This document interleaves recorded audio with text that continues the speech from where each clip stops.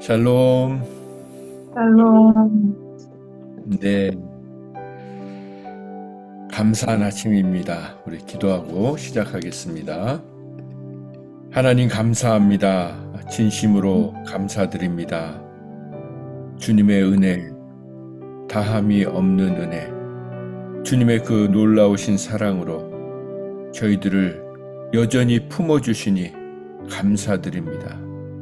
하나님, 우리의 남은 인생이 주님이 저희들을 품어주시는 것처럼 주님이 저희들에게 허락하신 영혼들을, 그 귀한 영혼들을 품고 살 수 있는, 그래서 그 품음으로 인해 생명의 열매가, 구원의 열매가 가득 열리는, 맺히는 그런 복된 삶 살게 하여 주시옵소서.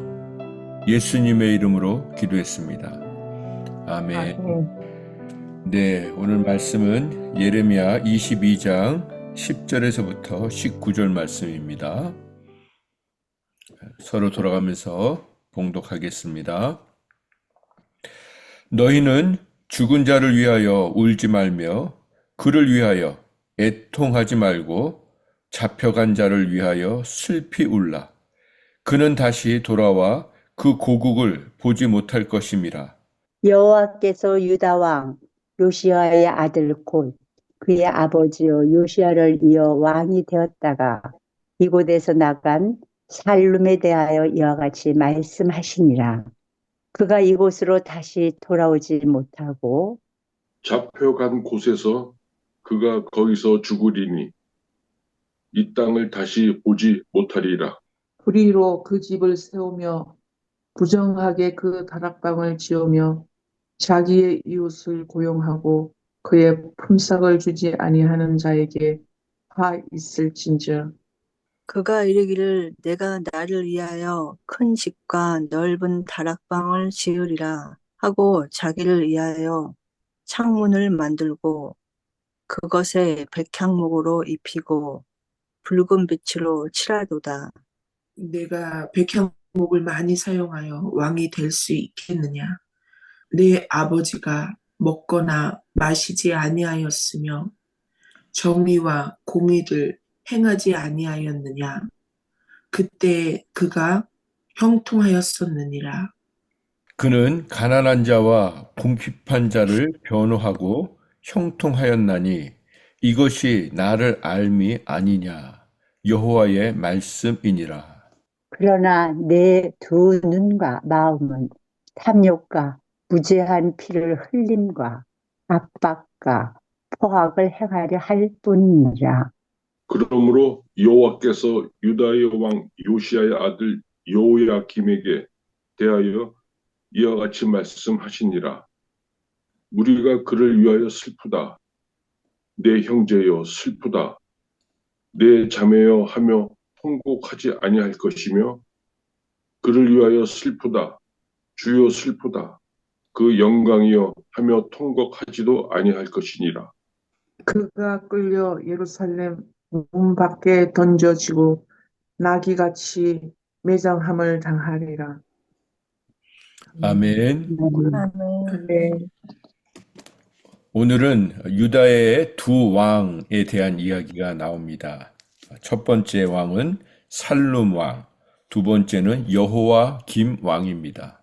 이 두 왕은 누구의 아들이냐면 요시아의 아들입니다. 요시아는 선왕이었죠. 남유다의 복이 드문 선왕이었습니다. 요시아에게는 4명의 아들이 있는데요. 첫 번째는 요하난이라는 아들이 있었고요. 두 번째 아들이 여호와김, 세 번째가 시드기야, 네 번째가 살룸입니다. 이 네 아들이 있었는데 오늘 첫 번째로 나오는 아들 살룸이 17대 왕입니다. 유다의 17대 왕. 그리고 두 번째 나오는 여호와김은 요시아 왕의 두 번째 아들입니다. 그리고 18대 왕입니다.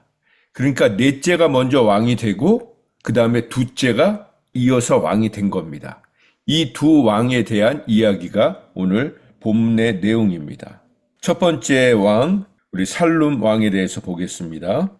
이 10절과 11절, 12절 말씀은 이 살룸 왕에 대한 내용입니다. 너희는 죽은 자를 위하여 울지 말며, 여기서 죽은 자는 선 왕인 요시야 왕을 얘기합니다. 그 죽은 아버지를 위해서 울지 말고 잡혀간 자, 이 사람이 살룸 왕을 위하여 슬피 울라는 것입니다. 왜 그러냐면 그는 다시 고국으로 돌아와 그 고국을 보지 못할 것이다. 이 살룸 왕은 애굽에 잡혀갑니다. 그래서 거기서 죽습니다. 우리가 요 내용을 조금 더 자세히 보기 위해서는 역대하하고 열왕기 말씀을 봐야 되는데, 먼저 우리가 역대하를 좀 보겠습니다. 708페이지 역대하 36장. 역대하 36장을 이렇게 펴놓으시고요. 그 다음에 열왕기 하 23장, 요 두 개를 같이 비교하면서 볼 거거든요. 역대하 36장에 보면 1절에 그 땅의 백성이 요시아의 아들 여호아스를 세워. 이 사람이 오늘 본문에 나오는 살룸 왕입니다. 살룸 왕의 다른 이름이 여호아스예요. 여호아스를 세워 그의 아버지를 대신하여, 요시아를 대신하여 예루살렘의 왕으로 삼으니, 여호아스가 왕위에 오를 때의 나이가 23세더라.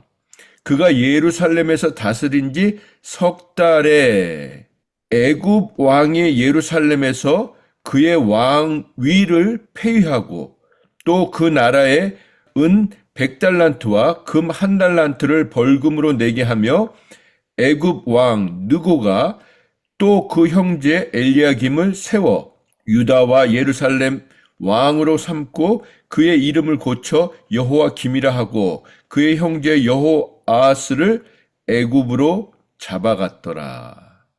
네, 이 보시면 다시 1절부터 보면 이 35장 말씀은 요시아가 죽는 장면까지 나오는 거거든요. 그리고 요시아가 죽은 다음에 그의 아들 여호아스가 왕이 됩니다. 백성들이 세웠다고 했죠. 왕으로 삼았는데 예루살렘을 다스린 지 석 달 만에 누가 왔습니까? 애굽 왕. 그러니까 지금 우리가 예레미야 시대에는 그 애굽과 바벨론 그 사이에 일어나는 일들이거든요. 예레미야서가 처음에 기록될 때는 애굽이 강국이었습니다. 그러다가 바벨론이 신흥 강국으로 뜬 거예요. 여호와스 시대에는 아직은 애굽이 강대국으로서 힘을 발휘할 때였어요. 그래서 이 당시에는 남유다가 애굽에게 조공을 바치던 그런 시대였습니다. 그래서 애굽 왕 바로 느가가 잡아간 거예요. 마음에 들지 않게 하니까 이 살룸 왕을 잡아간 겁니다. 그리고 나서 누구를 왕으로 세웠냐면 오늘 본문의 18절부터 나오는 여호와김을 왕으로 세운 거예요. 자, 그러면 열왕기 하 23장으로 가보세요. 31절에 보면 역대하에 없는 내용이 여기 있어요. 32절에 보면 여호아스가 그의 조상들의 모든 행위대로 여호와 보시기에 악을 행하였더니, 악한 왕이었다는 거죠. 악을 행했다는 것입니다. 그래서 하나님께서 애굽 왕 바로 느고를 통해서 그를 잡아가게 하신 것입니다. 자, 그렇습니다. 그러니까 하나님이 주신 복을 저주로 바꾼 것이죠. 오늘 저는 말씀의 제목을 축복이 저주가 되고 저주가 축복이 되다, 이렇게 정했습니다. 지금 이 왕은 하나님께서 가장 존귀한 자리, 그 자리에 세워주신 것 아닙니까? 그런데 그 자리를, 그 축복의 자리를 저주로 만들었다는 것입니다. 왜 그렇습니까? 여호와 보시기에 악을 행했기 때문입니다. 그래서 잡혀가는 것입니다. 그러면 다시 역대하 36장 5절에 보면 여호와김이 왕위에 오를 때의 나이가 25세라. 그래서 넷째가 왕을 하다가 이제 둘째에게 왕권이 넘어간 겁니다. 예루살렘에서 11년 동안을 다스리며 뭘 했습니까? 그의 하나님 보시기에 악을 행하였더라. 또 악을 행했다는 것입니다. 그래서 6절에 바벨론 왕 느부갓네살이 올라와서 그를 치고 그를 쇠사슬로 결박하여 바벨론으로 잡아갔다. 자, 갑자기 여기서는 바벨론 왕이 나오죠. 그러니까 이 사이에 무슨 일이 있었냐면 애굽하고 바벨론하고 전쟁이 일어났어요. 그래서 바벨론이 이긴 거예요. 그래서 이 여호와스 때로 애굽은 사라지고 바벨론이 패권을 잡은 겁니다. 그래서 이제는 제가 보고 싶은 게 뭐냐면 이 여호와김은 어떤 시대의 왕이었냐면 애굽과 바벨론 사이에서 시달리면서 왕자만 유지했던 왕입니다. 그러니까 처음에는 애굽이 아직 힘이 있었기 때문에 애굽에 붙어 있다가 애굽에게 조공을 바치고 있다가 그러다가 바벨론이 이 애굽을 이김으로 인해 가지고 결국에는 이제 바벨론의 말을 잘 들어야 됐는데 그 말을 잘 듣지 않다가 결국에는 포로로 잡혀가게 되는 이런 일이 일어난 겁니다. 결국은 제가 양쪽에 보고 싶었던 게 뭐냐면 계속해서 하나님 앞에 악을 행했기 때문에 축복이 저주가 되었다는 것입니다. 그걸 말씀드리고 싶었던 것입니다. 그러면 오늘 본문으로 다시 돌아와서요. 결국 이 살룸 왕은 즉위한 지 3개월 만에 애굽의 바로 누구에 의해 폐위가 되었습니다. 얼마나 치욕스럽습니까? 18절부터는 여호와김 왕에 대해서 나옵니다. 그 동생이 그렇게 치욕스러운 결말을 겪는 것을 보고 나서도 전혀 배운 게 없었습니다. 첫 번째 13절에 보면 불의로 집을 세우며 집을 세우는 게 나쁜 건 아니죠. 다락방을 지우는 게 나쁜 게 아닙니다. 그런데 불의로 집을 세웠다는 게 나쁜 거죠. 부정하게 다락방을 지었다는 것. 부정한 수법으로 잘못된 것으로 자기 집을 지었으면 그 일한 사람들에게 품삯을 줘야 되는데 품삯을 주지 않았다는 것입니다. 그저 자기를 위해서 큰 집을 짓고 넓은 다락방을 짓고 창문을 만들고 백향목으로 입히고 지금으로 얘기하면 대리석을 깔고 집을 그렇게 화려하게 단장하는 자기 궁전을 화려하게 단장하는 데만 관심이 있었다는 겁니다. 그런데 우리가 이 여호와김 시대의 상황을 보지 않았습니까? 어떤 상황이었습니까? 애굽과 바벨론 사이에서 눈치를 보면서 여기에다가 아부하고 여기에다 아부하고 여기다 조공 바치고 여기다 조공 바치고 그 조공이 누구의 손에서 나오는 겁니까? 그 백성들, 그 힘든 백성들이 생활비를 갖다가 그렇게 한 거 아닙니까? 그렇게 나라가 어려운데 왕이란 사람이 자기 궁전을 화려하게 짓겠다고 그것도 불의하게 부정한 방법으로 그리고 고용한 사람들에게 삭도 주지 않고 이 내용을 공동 번역해서 그걸 읽어드릴게요. 13절부터 부정한 수법으로 제 집을 짓고 사치한 돈으로 제 누각을 짓는 이 몹쓸 놈아 동족에게 일을 시키고 품삯을 주지 않다니 집을 널찍이 지어야지 누각을 시원하게 꾸며야지 하며 창살문은 최고급 송백나무로 내고 요란하게 단청까지 칠하였다만 누구에게 질세라 송백나무를 쓰면 그것으로 왕노릇을 다 하는 것 같으냐? 너의 아비는 법과 정의를 펴면서도 먹고 마실 것 아쉽지 않게 잘 살지 않았느냐? 너의 아버지였던 요시야는 정의와 공의를 행하면서도 먹을 거 먹고 마시면서 아쉽지 않게 살았다는 것입니다. 가난한 자의 인권을 세워주면서도 잘 살기만 하지 않았느냐? 그것이 바로 나를 아는 것이 아니냐? 그렇습니다. 우리는 누군가를 도와주고 어려운 사람들을 여기 16절에 보면 가난한 자와 궁핍한 자를 변호하고 도와주면 나는 어려워질 거라고 생각합니다. 그러나 하나님이 요시야를 얼마나 형통하게 하셨습니까? 이게 비밀입니다. 우리는 아무것도 없는 자 같으나 모든 것을 가진 자처럼 그렇게 남에게 베풀고 살아가는데 꼬이지 않게 하신다는 겁니다. 그리고 하나님께서 잘 먹고 잘 살게 해주신다는 겁니다. 저는 그렇게 살지는 못했지만 지나온 시절을 되돌아보면 정말 잘 먹고 잘 살았어요. 그래가지고 배만 계속 나와요. 이게 뭡니까? 하나님의 은혜 아닙니까? 그렇습니다. 우리가 이 비밀을 알아야 되는 것이죠. 어떻게 보면 가난하게 사는 것, 궁핍하게 사는 것은 세상적으로 보면 저주같이 보이지 않습니까? 그런데 믿음의 사람들은 그 저주같이 보이는 상황 속에서도 축복을 만들 수 있고 축복을 전할 수 있고 그런 축복의 통로로 살아갈 수 있다는 것입니다. 그러면서 하나님 뭐라고 말씀하십니까? 그런데 너는, 내가 똑똑히 말한다, 그런데 너는 돈 욕심밖에 없구나. 죄 없는 사람의 피를 흘리려고 눈을 부릅뜨고 백성을 억누르고 들볶을 생각뿐이구나. 그래서 요시야는 결국 죽을 때 아무도 우리 임금님 불쌍해라 이렇게 애곡할 사람이 없을 것이고 죽은 나귀를 치우듯이 끌어내어 성 밖에다가 내 던질 거라는 것입니다. 넌 그렇게 죽을 거라고 그렇게 말씀하고 계시는 것입니다. 저는 오늘 말씀을 준비하면서 이 여호야김이 얼마나 교만했냐면 예레미야가 쓴 그 예언서를 그 신하들이 읽어줄 때 한 장씩 읽을 때마다 그 내용이 다 유다에 대한 재앙과 책망과 심판에 대한 메시지니까 한 장씩 읽을 때마다 그걸 칼로 찢어가지고 불에 태워버렸어요. 이렇게 악한 사람이었습니다. 결국엔 바벨론에 잡혀가서 거기서 생을 마감했습니다. 저는 오늘 말씀을 준비하면서 축복이 저주가 되고 저주가 축복이 되다, 이런 말씀이 탁 떠올랐습니다. 여러분, 무엇이 축복입니까?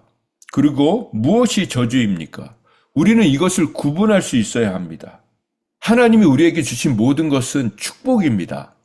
하나님이 주신 모든 것은 선함에 감사함으로 받으면 버릴 것이 없다고 하셨습니다.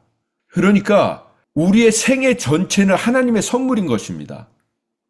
그리고 우리가 인생을 살면서 하나님이 우리에게 주신 것들은 모두가 축복인 거예요.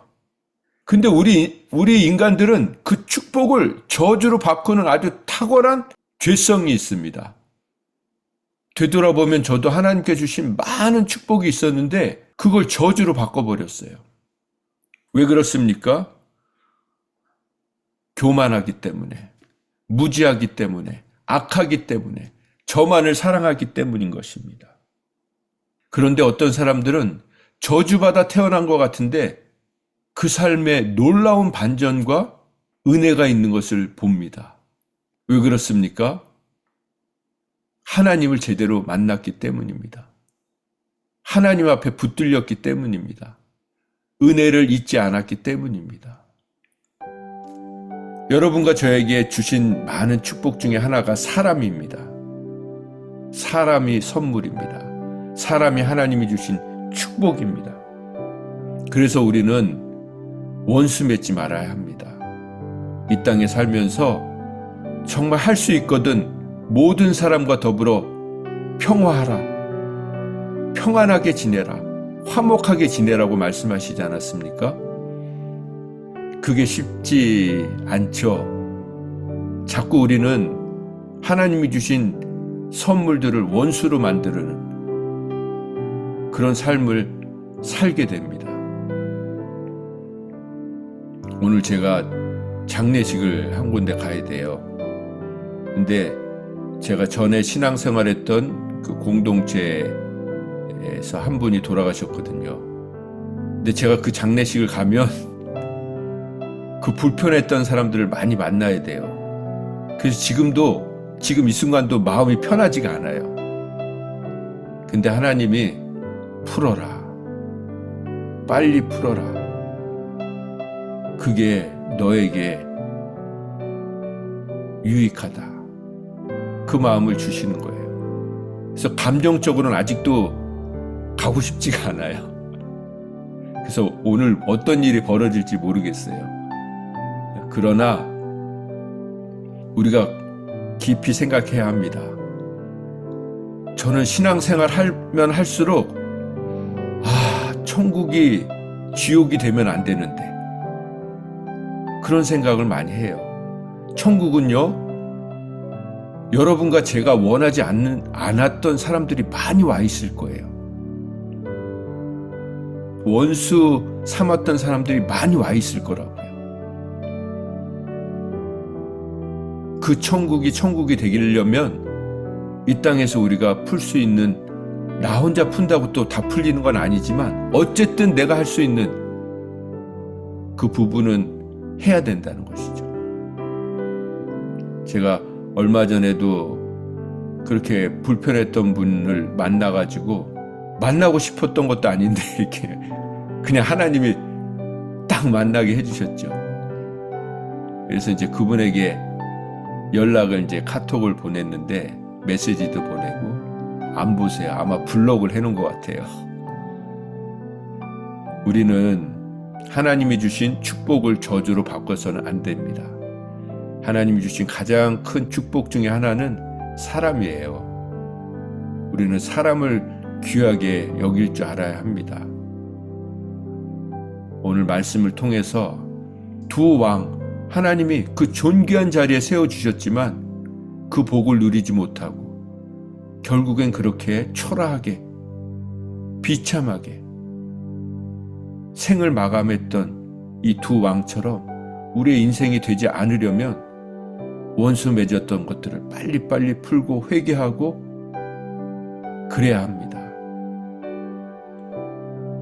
우리의 죽음이 이렇게 두 왕처럼 초라한 비참한 죽음이 아니라 영원히 하나님과 사람들의 가슴 속에 기억되고 기념되고 이정표가 되는 그런 선한 믿음의 사람의 마지막이 되기를 간절히 소망합니다.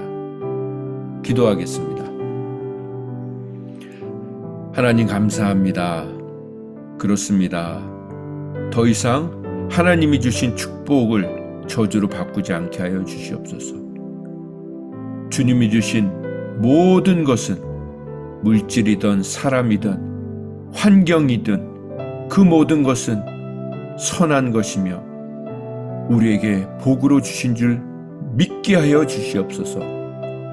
그래서 더 이상 원수 맺지 않게 하시고 너가 이 땅에서 풀면 하늘에서도 풀게 해주신다고 약속하셨사오니 하늘에서도 풀어주신다고 하셨사오니 하나님, 하나님의 축복을 제 스스로 우리 스스로 꽁꽁 묶고 살지 않게 하여 주시옵소서. 풀어 다니게 하게 하여 주시옵소서. 제 자신도 그래서 마음껏 다니게 하시고 그 원수 맺었던 사람도 자유롭게 살 수 있도록 서로 맺힌 것을 푸는 그런 회복의 역사, 화목의 역사, 소통의 역사, 그런 복된 인생으로 우리의 남은 삶이 하나님을 기쁘시게 해드리며 하나님께 영광 돌려드리는 인생들 되게 하여 주시옵소서. 예수님의 이름으로 기도했습니다. 아멘. 100명이 오해도 한 명이 하나님 제대로 또 만나면 그것으로 또 우리의 역할을 하는 거니까요. 그러니까 우리는 이제 뭐 욕먹고 오해받고 그러고 이제 사는 인생이에요. 근데 그럼에도 불구하고 예수님이 끝까지 자기를 그렇게 비난하고 조롱하는 사람들을 품고 가셨잖아요. 용서하시고. 그래서 모든 죄인이 구원받을 수 있는 길을 열어주셨습니다. 이놈은 안 돼. 이 사람은 안 돼. 그런 사람이 없으셨다고요. 이게 얼마나 큰 은혜입니까? 그 사람이 저와 여러분이었으면 어떨 뻔했습니까? 근데 우리가 끝까지 용서 못하는 사람들이 어떨 때는 자식이 되더라고요. 어떤 부모님은 진짜 제가 그 미국 할아버지 마지막 그 비디오를 그 돌아가시기 전에 찍어드리는데 유언 비디오를 만들어서 해드리는데 그 아들에 대한 그 미움 원망, 야 손주 손녀들에게는 할아버지가 이거 줄게 저거 줄게 다 이렇게 유언하시고 아들한테는 그 또 쓴소리를 하더라고요. 네가 나한테 이렇게 했지. 난 너한테 아무것도 안 줄 거야. 그러고 가시더라고요. 야, 이거 우리 정말 그게 얼마나 그게 불행한 삶입니까? 그래서 정말 우리는 저주를 축복으로 바꿀 수 있어야 합니다. 하나님이 그러라고 우리 이 말씀 보게 하시는 거 아닙니까? 네, 감사합니다. 네, 우리 생명책 명당 우리 한 분 한 분 또 올려드리면서 하나님, 이분들이 원수 맺지 않게 하여 주시옵소서. 그리고 정말 남은 인생 하나님이 주신 복을 누리며 전하며 살게 하여 주시옵소서. 우리 그런 마음으로 축복하면서 기도하겠습니다. 하나님, 이 영혼들이 하나님의 하나님의 생명을 지게 하옵소서. 하나님의 뜻대로 살게 하옵소서.